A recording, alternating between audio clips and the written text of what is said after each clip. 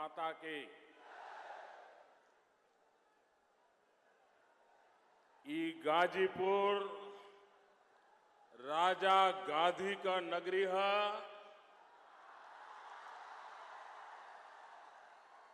महर्षि विश्वामित्र और यमदग्नि ऋषि का भी धरती है। महान किसान नेता स्वामी सहजानंद सरस्वती जी यही गाजीपुर में पैदा भइलन। देश का आजादी खातिर डॉक्टर पूजन राय समेत 8 शहीद यही धरती पे कुर्बानी 18 अगस्त के दहल 1965 के युद्ध में पैटन टैंक के ध्वस्त करके पाकिस्तान का गुमान चूर करे वाला वीर अब्दुल हमीद भी यही धरती के सपूत है। यह पवित्र धरती के हम नमन करत बानी। यही धरती पर एक ही गांव से 5000 से ज्यादा जवाब देश का सेना में भी देश का रक्षा खातिर काम करेला। ई धरती के बार बार नमन।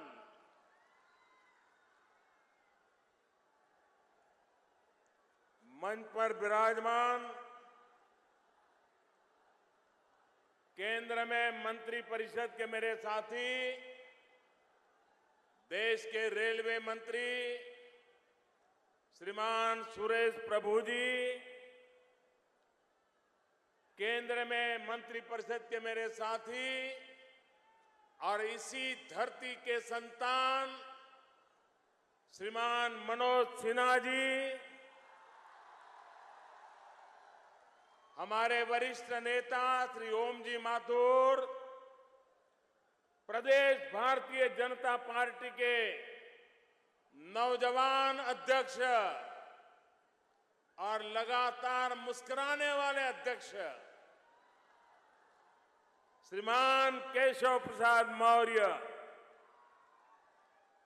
केंद्र में मंत्री परिषद के मेरे साथी डॉक्टर महेंद्र नाथ पांडे, सांसद श्रीमान केपी सिंह, सांसद श्रीमान हरिनारायण राजभर, केंद्र में मंत्री परिषद में हमारे साथी श्रीमती अनुप्रिया जी पटेल, सांसद श्रीमान भरत सिंह जी, उत्तर प्रदेश विधानसभा में भाजपा विधायक दल के नेता श्रीमान सुरेश खन्ना जी, भाजपा के क्षेत्रीय अध्यक्ष श्रीमान लक्ष्मण आचार्य जी, भाजपा के राज्य महासचिव श्रीमान स्वतंत्र देव सिंह जी, भाजपा महिला मोर्चा की राज्य अध्यक्ष श्रीमती स्वाति सिंह जी, विधान परिषद सदस्य श्रीमान केदारनाथ सिंह जी, विधानसभा सदस्य श्रीमान उपेंद्र तिवारी जी, विधान परिषद सदस्य श्रीमान विशाल सिंह, भाजपा क्षेत्रीय उपाध्यक्ष श्रीमान कृष्ण बिहारी राय जी, भाजपा जिला अध्यक्ष श्रीमान भानु प्रताप सिंह और विशाल संख्या में पधारे हुए गाजीपुर की गर्जना पूरा देश में पहुंचाने वाले मेरे प्यारे भाई और बहनों,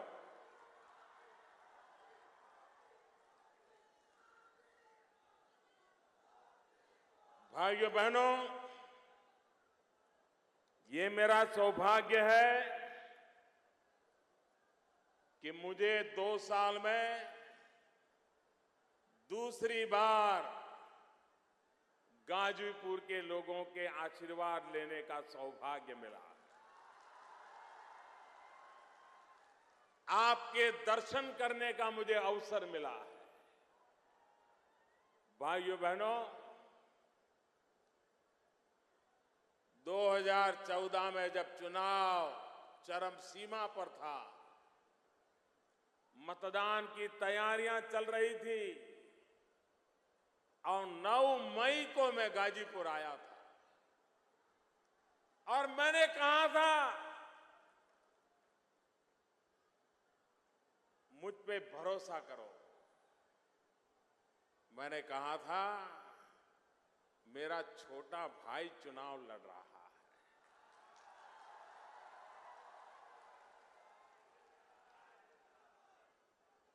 भाइयों बहनों,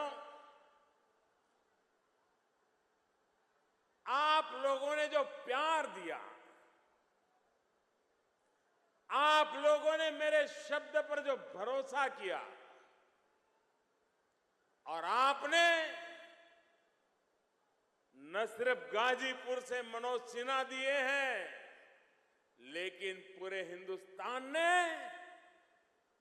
भावी हिंदुस्तान के निर्माण का एक बहुत बड़ी मजबूत नींव रखने का काम पिछले लोकसभा के चुनाव में किया। अगर उत्तर प्रदेश 2014 के चुनाव में पूर्ण बहुमत वाली सरकार बनाने में मदद न करता, तो भाइयों बहनों, न कोई भ्रष्टाचारियों को चिंता होती, न काले धन वालों को चिंता होती।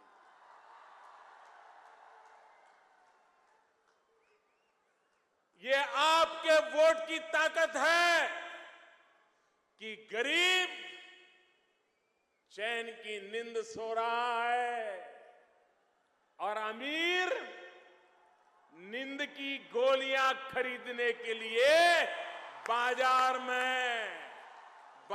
में चक्कर काट रहा है। ये आपके वोट की ताकत है। ये आपने जो समर्थन दिया, उसका कारण है। भाइयों बहनों, मनोज जी आप बैठिए। आप गाजीपुर के लोगों की गर्जना देश को सुनने दीजिए।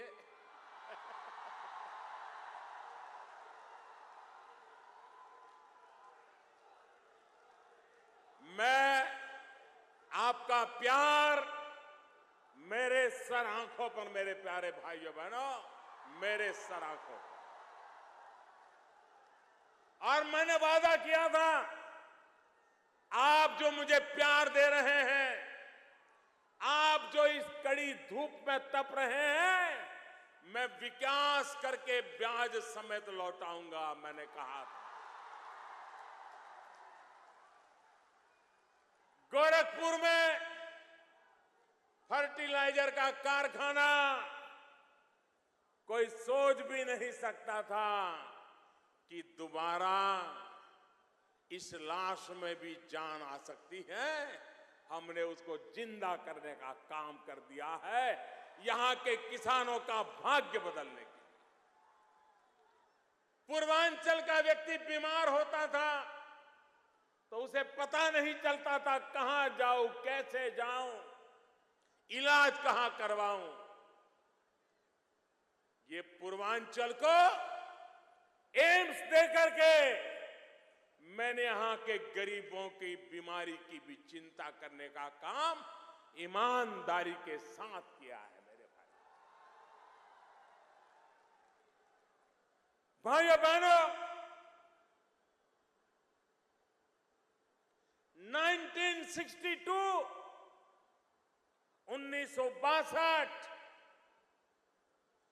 पंडित नेहरू भारत के पहले प्रधानमंत्री, आज उनकी जन्म जयंती है। उत्तर प्रदेश से अनेक प्रधानमंत्री मिले देश को। पंडित नेहरू पहले प्रधानमंत्री थे।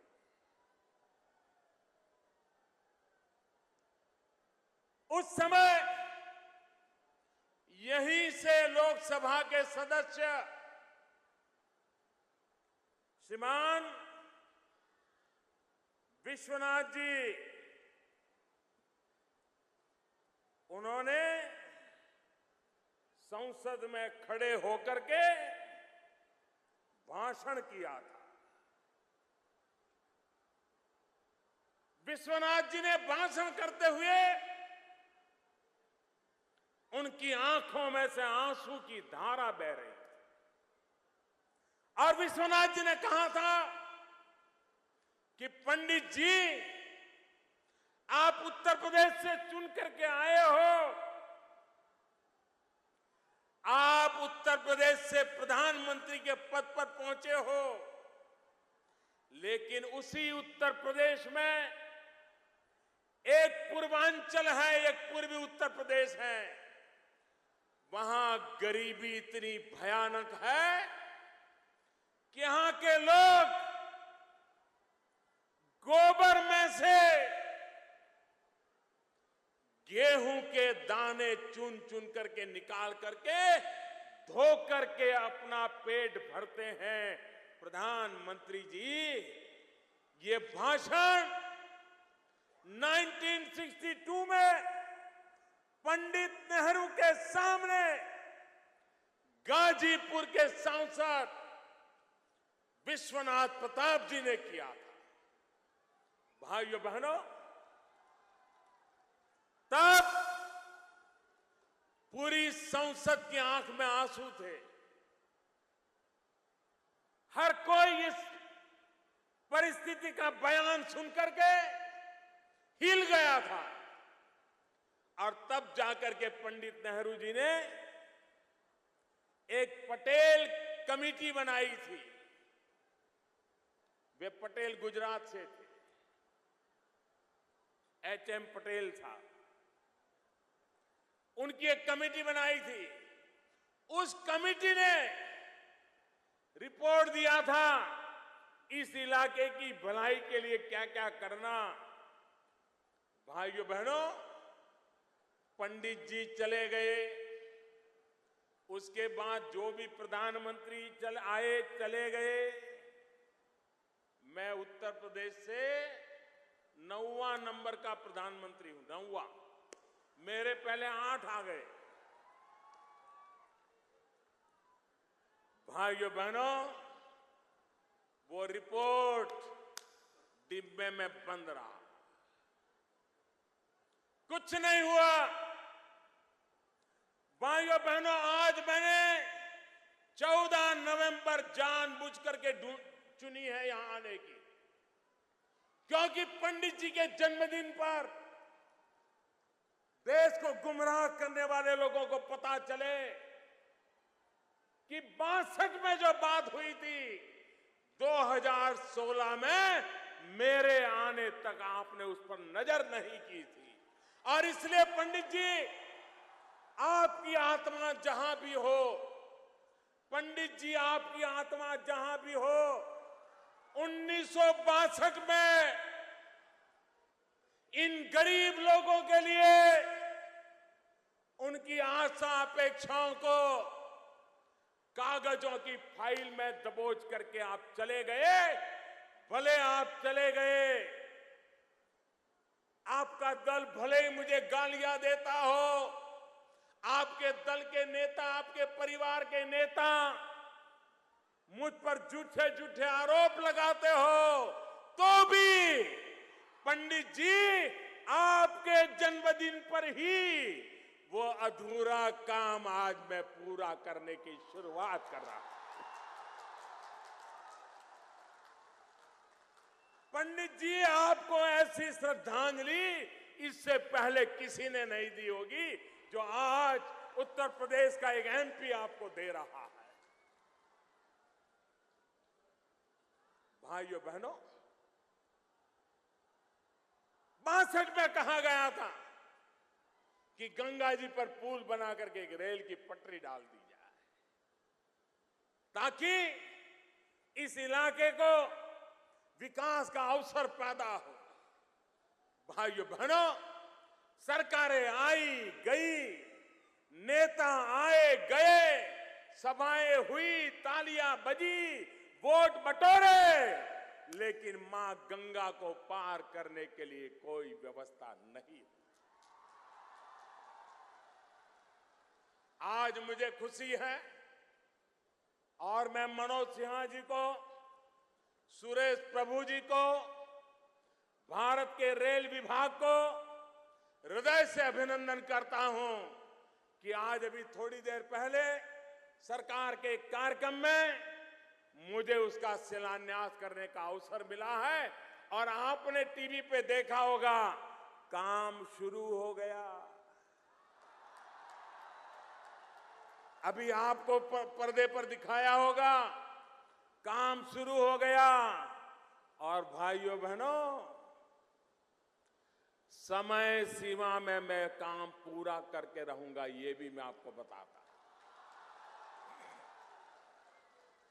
भाइयों बहनों, यहां के मेरे किसान भाई बहन, एक जमाना था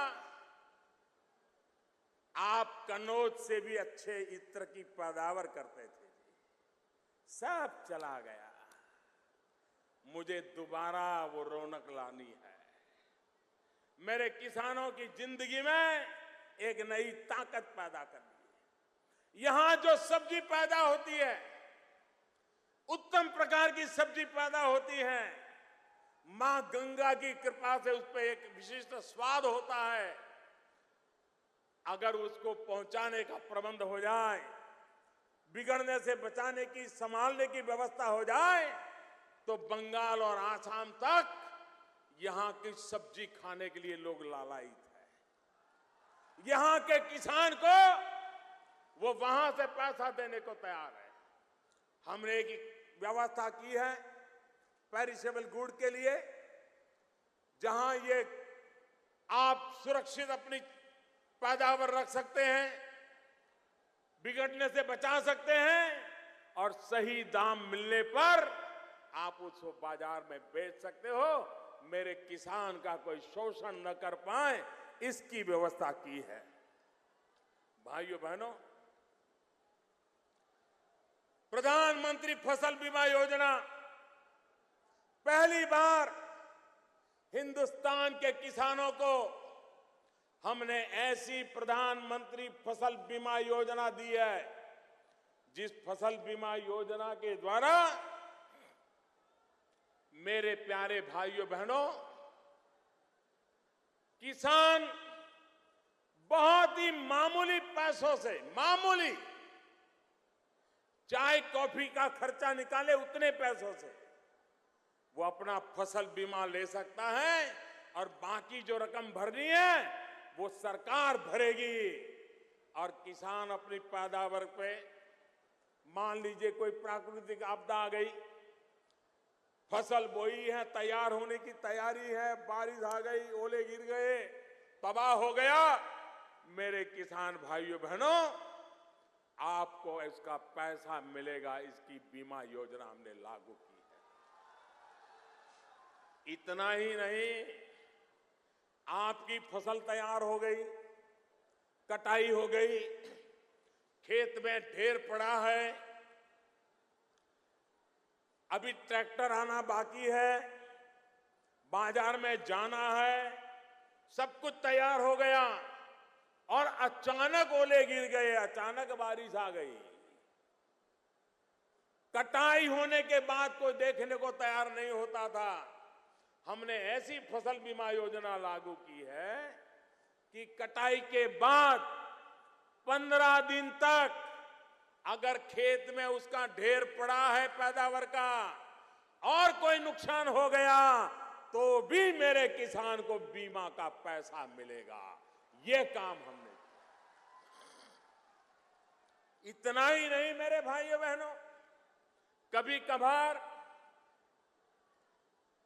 हम तय करते हैं कि भाई मई जून में बुआई करेंगे, बारिश आएगी, नहीं आई, बुआई नहीं कर पाए। फिर 15 दिन इंतजार किया, बारिश नहीं आई, बुआई नहीं कर पाए। फिर महीना इंतजार किया, बारिश नहीं आई, बुआई नहीं हुई। अब मुझे बताइए, जून, जुलाई, अगस्त तक बुआई नहीं होगी तो वो बेचारा किसान बुआई भी नहीं कर पाएगा। फसल पैदा होने का तो सवाल ही नहीं है और फसल का बर्बाद होने का तो कारण ही नहीं है। किसान का खेत ऐसा ही सूखा पड़ा हुआ है। ऐसे समय किसान क्या करेगा? पहली बार ऐसी फसल बीमा योजना हम लाए हैं कि अगर प्राकृतिक कारण से किसान बुआई नहीं कर पाया तो भी हिसाब लगा करके उसको फसल बीमा का पैसा दिया जाएगा, ताकि मेरे किसान को कभी मुसीबत झेलनी न पड़े। भाइयों बहनों, ये सरकार गांव के लिए है, गरीब के लिए है, किसान के लिए है। मेरे प्यारे भाइयों बहनों, हिंदुस्तान में धन की कोई कमी नहीं है, लेकिन धन कहां पड़ा है वो समस्या है। जहां होना चाहिए वहां नहीं है, जहां नहीं होना चाहिए वहां ढेर लगे हैं। मुझे बताओ भाइयों बहनों, 2014 में 9 मई को मैं यहां आया था। मैंने आपको वादा किया था कि जो भ्रष्टाचार चल रहा है, मैं इस भ्रष्टाचार के खिलाफ लड़ाई लड़ूंगा। मैंने कहा था कि नहीं कहा था? आपने मेरी बात को सुना था कि नहीं सुना था? आपने मुझे भ्रष्टाचार के खिलाफ लड़ाई लड़ने के लिए प्रधानमंत्री बनाया कि नहीं बनाया? मुझे बताइए, आपने जो मुझे कहा वो मुझे करना चाहिए कि नहीं करना चाहिए? करना चाहिए कि नहीं करना चाहिए? अगर मैं 500 रुपये की नोट बंद करता हूं, मैं 1000 की नोट बंद करता हूं, तो आपने जो काम कहा है वही कर रहा हूं कि नहीं कर रहा हूं? आप मुझे बताइए भाइयों बहनों, सबके सब लोग हाथ ऊपर करके, ताली बजा करके देश को बताइए, ये भ्रष्टाचार खत्म होना चाहिए। ये 500,000 रुपये लूटने वालों का रुपया कागज बन जाना चाहिए। इसके लिए जो कष्ट होगा आप झेलेंगे, मुसीबत झेलेंगे, तकलीफ सहन करेंगे।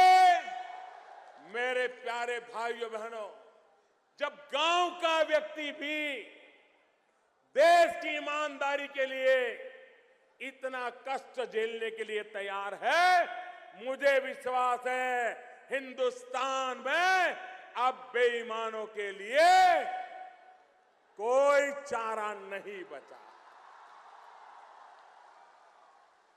भाइयों बहनों, मैं ये जानता हूं, मेरे प्यारे भाइयों बहनों, मैं जानता हूं आपको तकलीफ हो रही है। ऐसा नहीं है कि आपको तकलीफ नहीं हो रही है। आप मुझे बताइए, घर में शादी हो, बारात आने वाली हो, धूमधाम से शादी करनी हो, बच्चा भी शहर में थोड़ा कमाने लगा हो, तो अपना भी मन करता है कि घर की दीवारों पे जरा अच्छा कलर वलर लगवाएं। लगवाते हैं कि नहीं लगवाते हैं? अगर कलर लगवाते हैं, अच्छा करने के लिए लगवाते हैं ना, लेकिन उस कलर की गंध हफ्ते 10 दिन तक रहती है कि नहीं रहती है? वो कलर की गंध के कारण रात को नींद खराब होती है कि नहीं होती है? लेकिन चूंकि बारात आने वाली है, इसलिए हम दीवार में से गंध आने के बावजूद भी अच्छे कलर करवाते हैं कि नहीं करवाते हैं? तकलीफ होती है कि नहीं होती है? कोई भी काम करो भाई, तकलीफ तो थोड़ी बहुत होती है। हां, इरादा नेक होना चाहिए। मेरे प्यारे गाजीपुर के भाइयों बहनों, ये जो मैं कर रहा हूं, आप मुझे ताली बजाकर के जवाब देना। ये जो मैं कर रहा हूं, देश की भलाई के लिए कर रहा हूं, देश की भलाई के लिए कर रहा हूं, गरीबों की भलाई के लिए कर रहा हूं, गांव की भलाई के लिए कर रहा हूं, किसान की भलाई के लिए कर रहा हूं। जो राजनीतिक दल बहुत परेशान है,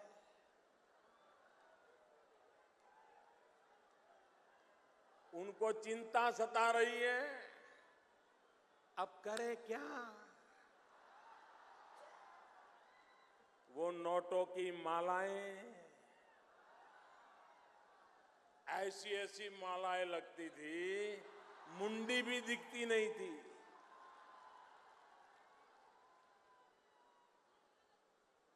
ऐसे ऐसे आप कभी अखबार में हम पढ़ते थे कि किसी मध्य प्रदेश में किसी सरकारी बाबू के घर में इनकम टैक्स वाले गए तो बिस्तर के नीचे से 3 करोड़ रुपया निकला।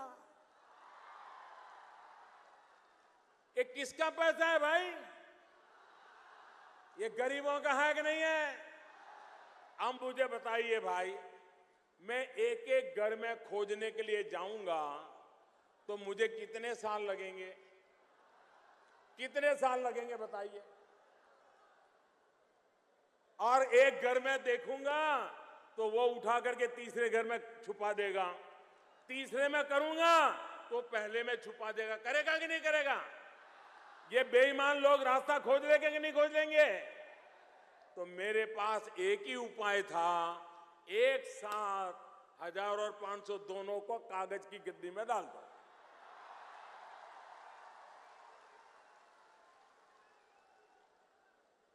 मुझे बताइए, सब बराबर के हो गए कि नहीं हो गए भाई? गरीब अमीर सब समान हो गए कि नहीं हो गए? कुछ लोगों को तकलीफ हो रही है, जो सामान्य ईमानदार नागरिक को हो, उसको जो मुसीबत हो रही है, तकलीफ हो रही है, उसकी मुझे भरपूर पीड़ा है मेरे भाइयों बहनों, बहुत पीड़ा है। मैं रात रात जग करके आपकी तकलीफ कम हो इसके लिए जितना भी मेरे से हो सकता है मैं कर रहा हूं, करता रहूंगा। लेकिन कुछ लोगों को तो जरा ज्यादा तकलीफ हो रही है। ये वो लोग नहीं है, ये कुछ ही लोग हैं, खुद बोलते नहीं हैं, खुद तो मुस्कुराते हैं, मोदी जी ने अच्छा किया,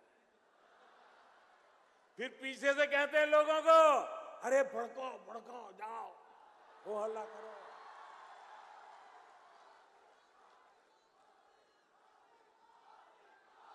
मैं आज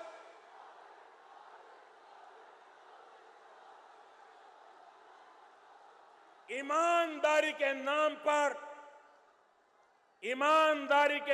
पर देश की जनता को गुमराह करने वाले नेताओं से कहना चाहता हूं,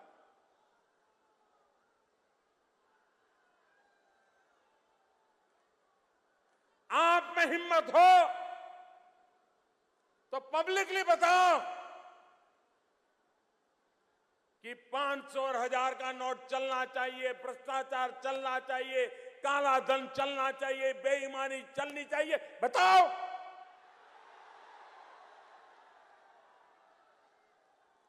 लोगों के नाम पर गुमराह करने की बातें मत करो। और मैं कांग्रेस वालों से जरा विशेष पूछना चाहता हूं, वो कहते हैं जनता को तकलीफ हो रही है। आप तो बयान दे रहे हैं, मैं तो जनता की तकलीफ को अनुभव करता हूं, खुद पीड़ा अनुभव करता हूं, और मैं उसको दूर करने के लिए भगवान ने जितनी मुझे बुद्धि दी है, शक्ति दी है, एड़ी चोटी का जोर लगा रहा हूं गरीब की मदद करने के लिए। लेकिन जनता की चिंता करने वाली कांग्रेस, ये मुझे बताएं, आपने तो 19 महीने आपातकाल लगा करके, इमरजेंसी ला करके इस देश को जेल खाना बना दिया था। हिंदुस्तान के देश के लिए मरने जीने वाले लाखों लोगों को 19 महीने तक आपने जेल के सलाखों के पीछे बंद कर दिया था।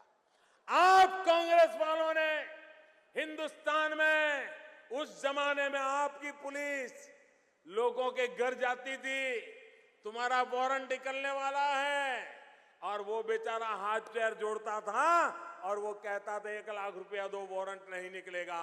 इस देश के करोड़ों लोगों से जेल में बंद कर देंगे इस नाम से करोड़ों रुपए ऐंठ लिए थे आपके नेताओं ने, कार्यकर्ताओं ने। आपने हिंदुस्तान के अखबारों पर ताले लगा दिए थे। आपने हिम्मत करने वाले अखबारों को जेल के सलाखे के पीछे एडिटरों को डाल दिया था। आपने पूरे हिंदुस्तान को जेल खाना बना दिया था। अरे कोई बोले भी तो भी उसको जेल के दरवाजे दिखाई दिए देते थे। और किस काम के लिए? क्या ये सारा काम आपने भ्रष्टाचार को खत्म करने के लिए किया था? क्या ये आपने गरीबों की भलाई के लिए किया था? देश को याद है, इलाहाबाद की कोर्ट ने श्रीमती इंदिरा गांधी को पार्लियामेंट मेंबर से हटा दिया, कानून हटा दिया, तो सिर्फ और सिर्फ आपके प्रधानमंत्री इंदिरा गांधी की गद्दी बचाने के लिए 19 महीने आपने देश को जेल खाना बना दिया था। मुझे पूछ रहे हो? मेरे भाइयों बहनों, मेरा निर्णय जरा कड़क है। और मैं जब छोटा था ना, तो जो गरीब लोग होते थे वो मुझे खास कहते थे कि मोदी जी चाय जरा कड़क बनाना।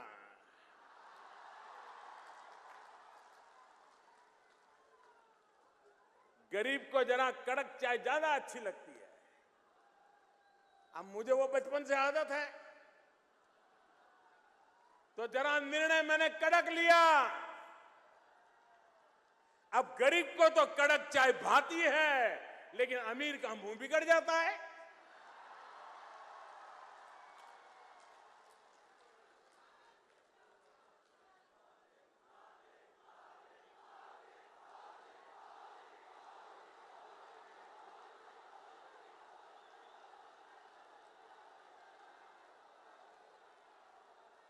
ये कांग्रेस वाले आज मुझे समझा रहे हैं, भाषण दे रहे हैं, उनके बड़े बड़े वकील भाषण दे रहे हैं, किस कानून से आपने 1000 रुपया बंद कर दिया, 500 बंद कर दिया। जरा मैं कांग्रेस वालों को पूछना चाहता हूं कि भाई जब आपकी सरकार थी तब आपने भी एक बार चवन्नी बंद कर दी थी। वो चवन्नी बंद कर दी थी तब कौन सा कानून था, जरा मुझे बताओ। किसको पूछा था? ये ठीक है कि आप चवन्नी से आगे चल नहीं पाते हो, आपने अपने बराबरी का काम किया, हमने हमारी बराबरी का काम किया।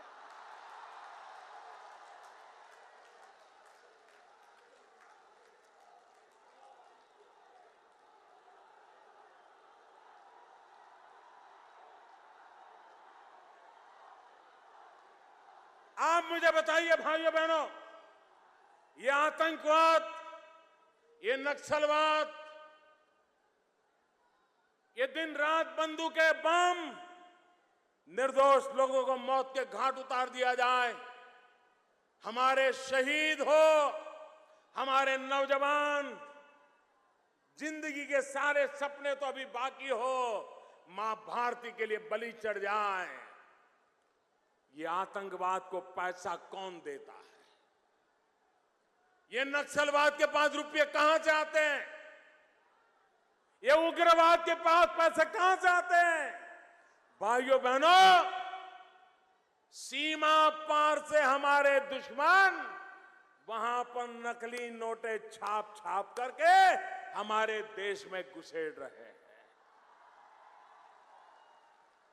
मुझे बताइए, क्या ये दुश्मनों की चाल चलने देनी चाहिए? ये दुश्मनों की चाल खत्म होनी चाहिए कि नहीं होनी चाहिए? मैं उन नेताओं से सवाल पूछना चाहता हूं, आतंकवाद के खिलाफ लड़ाई लड़ने के लिए, नक्सलवाद के खिलाफ लड़ाई लड़ने के लिए, उग्रवाद के खिलाफ लड़ने के लिए ये जाली नोटों का खात्मा होना चाहिए कि नहीं होना चाहिए?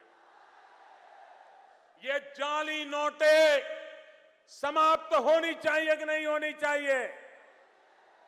मुझे बताइए, 500 और 1000 की नोट पर अगर मैं हमला न बोलता तो ये जाली नोटें कभी खत्म हो सकती थी क्या? सामान्य मानवी को पता चलेगा कि कौन सी सही कौन सी नकली? इसी से वो कारोबार चलाते थे।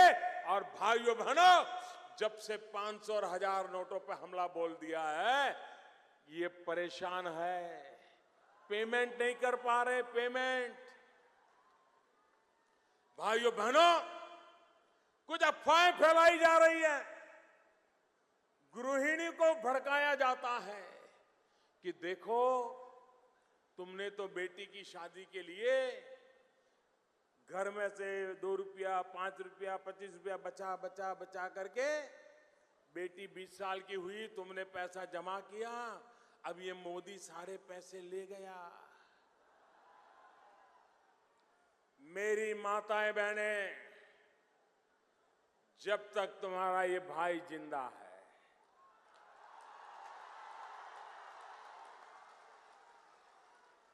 मेरी माताएं, जब तक तुम्हारा ये लाडला जिंदा है, आप विश्वास कीजिए, आपने कड़ी मेहनत करके 5-50 रुपये बचा बचा करके बेटी की शादी के लिए पैसा बचाया है, उस पर एक भी सरकारी अफसर आंख तक नहीं लगा पाएगा। आप हिम्मत के साथ बैंक में अपना जमा करा दीजिए, अपना खाता खुलवा दीजिए। अरे मेरी सरकार उस पर ब्याज भी देगी। आपकी बच्ची की शादी में वो ब्याज भी आपके काम आएगा। और मेरा इनकम टैक्स डिपार्टमेंट ऐसी माताओं बहनों को पूछेगा तक नहीं कि 2.5 लाख रुपया आया कहां से था। लेकिन क्या 2.5 करोड़ वालों को भी छोड़ूंगा क्या? बिस्तर के नीचे से रुपये निकले, क्या उनको भी छोड़ दूं क्या? गनी बैग में भरे हुए थैले भर भर कर रखे पैसे, उनको भी छोड़ दूं क्या? इन दिनों आपने देखा होगा, जरा जाकर के शहरों में देखना, रात को गाड़ियां निकलती हैं, देखती हैं कहीं सीसीटीवी कैमरा तो नहीं है। अगर सीसीटीवी कैमरा नहीं है तो चोरी छुपी से मुंह पे कपड़ा बांध करके जो कूड़े कचड़े का ढेर होता है ना, उसमें जाकर के नोट फेंक करके भाग जाते हैं। क्योंकि मैंने कहा है, ये जो नोट फेंकने आ रहे हैं, सीसीटीवी कैमरा में वो भी अगर हाथ लग गए तो हिसाब तो देना ही पड़ेगा। क्योंकि आपने गरीबों से लूट के लाया हुआ है। ये गरीबों का पैसा है, तुमने लूटा है। मैं लूटने नहीं दूंगा, ये मैं कह के निकला हूं। भाइयों, आप देखिए, हम तो गंगा किनारे पर रहते हैं, अमीर से अमीर आदमी भी आएगा तो फूल चढ़ाएगा, कोई 100 ग्राम दूध चढ़ाता है तो बड़ा सुखी होगा तो 1 लीटर चढ़ाएगा, बड़ा धनी होगा तो शहद चढ़ाएगा, बड़ा धनी होगा तो थोड़ा दही भी चढ़ा देगा, और ज्यादा से ज्यादा 1 रुपये की 5 रुपये का सिक्का डालेगा। ऐसा कभी देखा था कि गंगा में लोग आज नोटे डाल रहे हैं? नोटे 500 की 1000 की बह रही है। अरे पापियों, गंगा में नोटे बहा करके भी आपका पाप धुलने वाला नहीं है।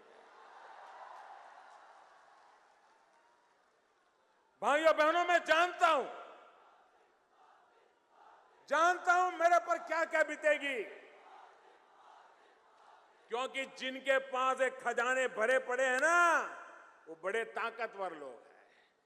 वो तो सरकारों को खरीद लेने की ताकतें रखते हैं, वो तो सरकारों को ऊपर से नीचे करने की ताकत रखते हैं, वो अच्छों को, उनके भविष्य को तबाह करने की ताकत रखते हैं। बड़े ताकतवर लोग हैं। लेकिन मुझे बताइए मेरे देशवासियों, क्या मुझे ऐसे लोगों से डरना चाहिए? पूरी ताकत से बताइए, डरना चाहिए, घबराना चाहिए, भाग जाना चाहिए, ईमानदारी का रास्ता छोड़ देना चाहिए? आपके आशीर्वाद है मेरे प्यारे भाइयों बहनों, आपके आशीर्वाद है, इसीलिए इतनी बड़ी लड़ाई मोल ली है मैंने। लेकिन मेरे प्यारे भाइयों बहनों, हमारे देश का स्वभाव है, आज देखा आपने जिस ट्रेन का नाम रखा है, जो ट्रेन यहां से कलकत्ते जाने वाली ट्रेन, उसका नाम क्या रखा है? क्या नाम रखा है? आपको पता है ना? इससे बड़ा इतिहास को याद करने का कोई सोच नहीं सकता। एक ट्रेन के नाम पर हमारी पुरानी विरासत हमको याद आ जाएगी, हमारी ताकत का परिचय हो जाएगा। भाइयों, शब्दवेदी, ट्रेन का नाम शब्दवेदी, ट्रेन का नाम महामना, वरना पहले तो सब कुछ एक परिवार में ही था। देश के लिए मरने मिटने वालों को कोई याद नहीं करता था। भाइयों, ये शब्दवेदी, भाइयों बहनों, आपके लिए एक नए विकास के युग का अवसर लेकर के आया है। भाइयों बहनों,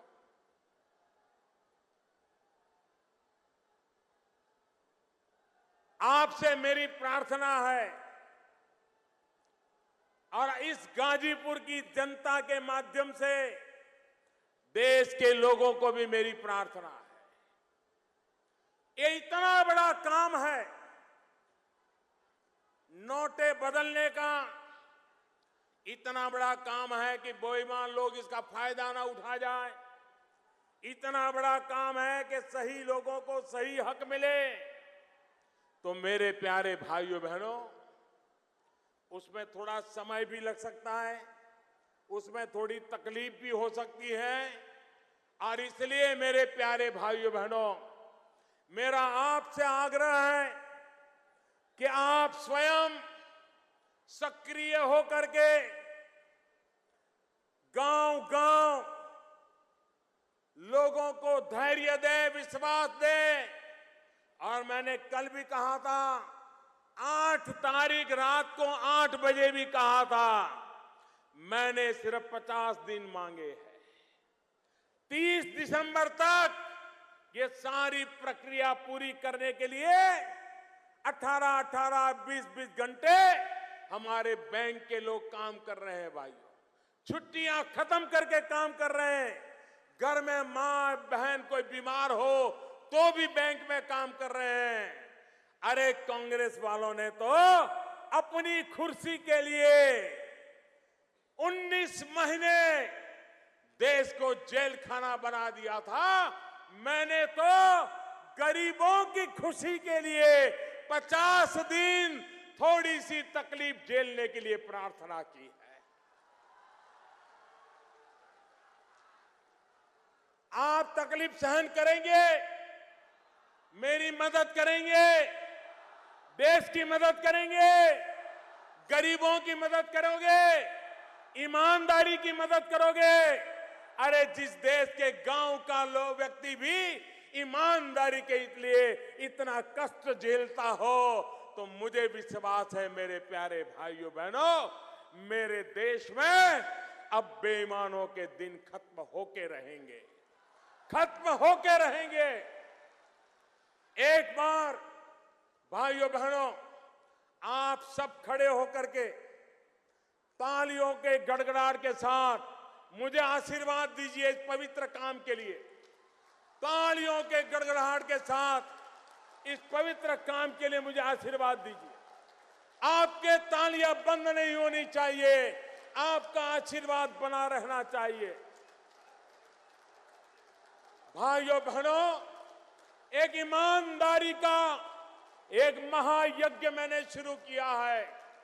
आपके आशीर्वाद पूरा देश देख रहा है।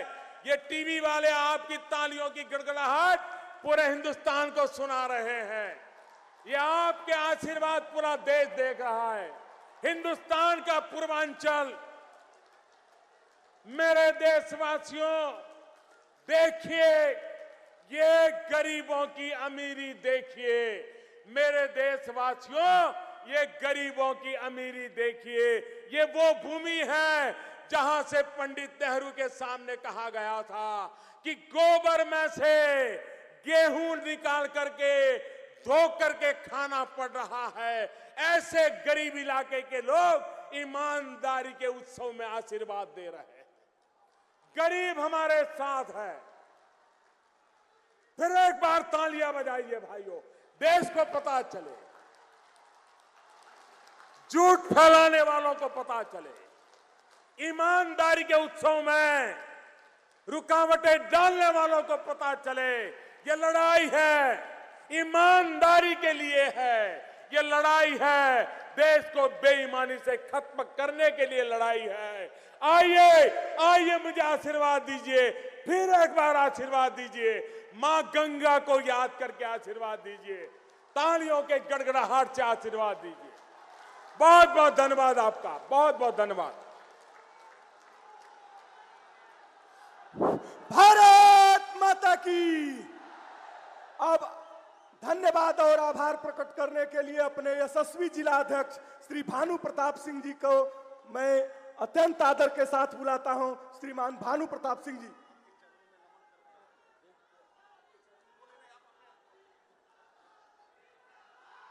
इस परिवर्तन यात्रा में अपने देश के यशस्वी प्रधानमंत्री परम आदरणीय नरेंद्र जी मोदी, आपके चरणों में भारतीय जनता पार्टी और जनपद गाजीपुर के समस्त नागरिक आपका हार्दिक अभिनंदन और स्वागत गाजीपुर की शहीदी धरती पे कर रहे हैं। मंच पे हमारे सभी मंचासीन केंद्रीय मंत्रीगण, भारतीय जनता पार्टी के सभी विधायकगण और सभी मंचासीन लोगों का हार्दिक स्वागत अभिनंदन करते हुए आप सब इस रैली में आए, आप सबका हार्दिक अभिनंदन करते हुए, हार्दिक स्वागत करते हुए फिर एक बार आदरणीय प्रधानमंत्री जी का अभिनंदन करते हुए अपनी बारी को विराम देता हूं। जय हिंद, जय भारत।